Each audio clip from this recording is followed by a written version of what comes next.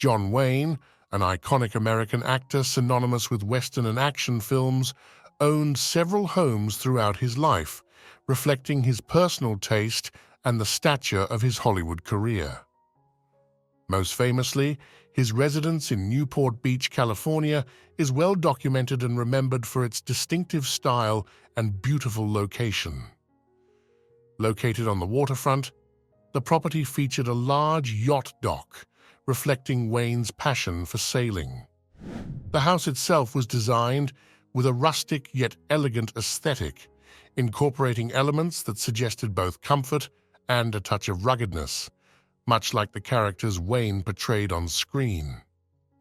The Hollywood legend lived there for nearly 14 years, from 1965 to 1979. John Wayne moved to Orange County from a 5-acre ranch in Encino when he was 58. First, he shared the home with his wife, a Peruvian actress Pilar, and in 1973, she moved out of their home.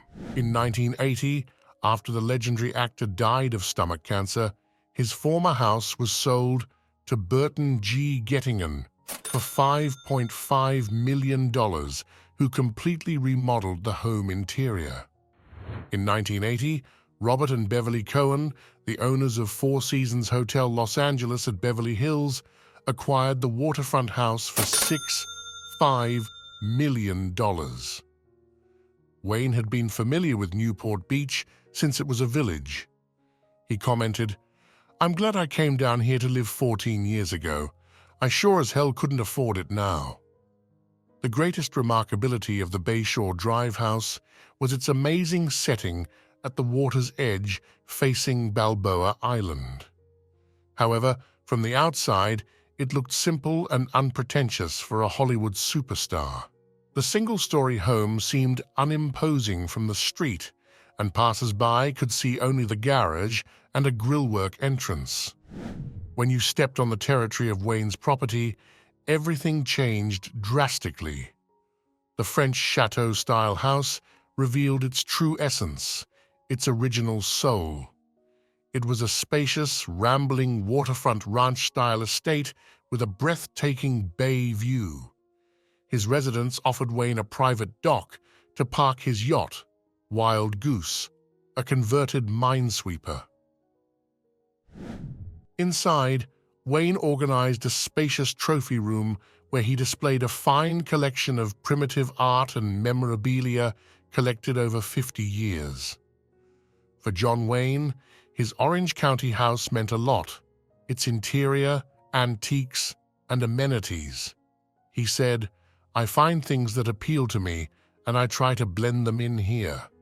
I don't give a damn whether anyone else likes them or not. But I think I've done a pretty fair job." Indeed, the design of Wayne's house reflected his direct and personal style. The dining room featured a baccarat chandelier and a mirrored wall above a Nepalese deity. Wayne loved sitting alone at his dining room table, looking out to sea, with the sun setting behind Lido Isle across the bay from his house. The living room featured a stone fireplace wall, a nearby gilt bronze Buddha, and contemporary paintings. A Bronco Buster and Pony Express rider by Harry Jackson stood on the Chinese table. The sculpture added Western elements to the room's atmosphere.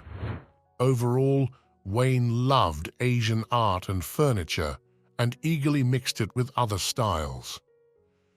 A hallway was lined with photos. His bedroom boasted a stunning bayside view, which Wayne called not a scene, but a moving picture. The largest room in the house was Mr. Wayne's study, which offered the clearest image of the man himself. The study was warm, generous, and extremely comfortable. The paneling, fireplace, and small collection of guns highlighted that it was a man's room. Wayne kept there multiple American Indian artifacts and fine examples of Western American art such as bronzes, prints. You can see the memorabilia of his remarkable career as an actor around the study. For example, When John Wayne used to ride into Monument Valley in Arizona to make movies, he established his favorite collection of Kachina dolls.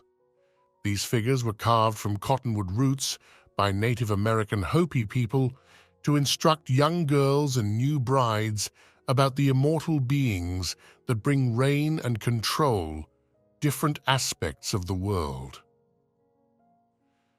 John Wayne also had something special and highly motivational in his study. The walls around his massive desk, the spot he called the 50 Years of Hard Work Wall.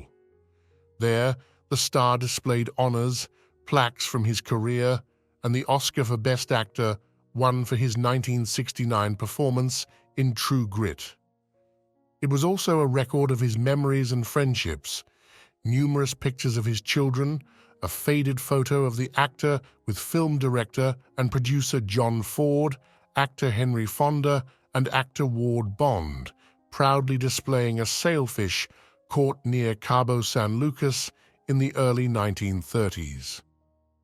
All the memorabilia, awards, and trophies recall the places John Wayne visited worldwide.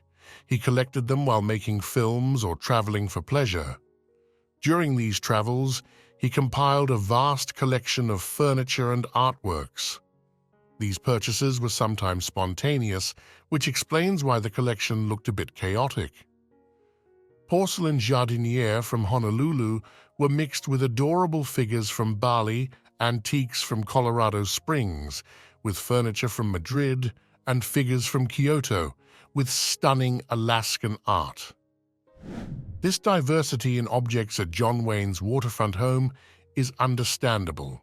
He adored spending his free time rambling around all the antique shops he could find when working on a new film on location. An inquisitive person, he acquired things in many unlikely places. For example, on the terrace, he placed a porcelain table with a pedestal base found in one of the poorest districts of Puerto Vallarta in Mexico. His favorite Empire table was discovered during the filming process in Fort Benning, Georgia.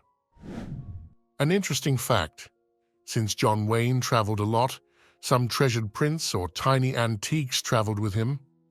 He said, "You often have to stay for a couple of months in some horrible motel room. Well, I like to put a few familiar things on the wall. I try to dress the place up a little, make it seem more like home."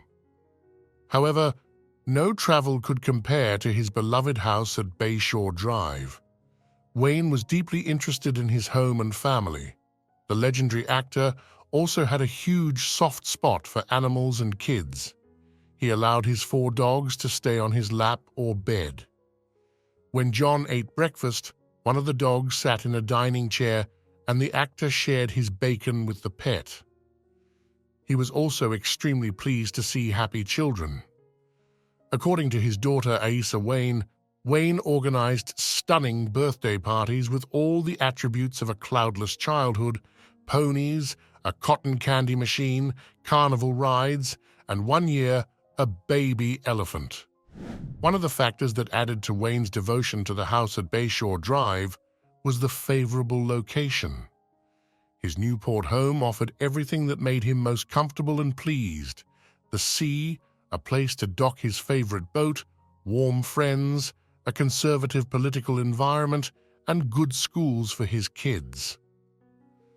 Wayne felt very grateful to return home from movie locations, and when a reporter asked him where he would live if he had a choice of anywhere in the world, he answered without hesitation, "I'm living there."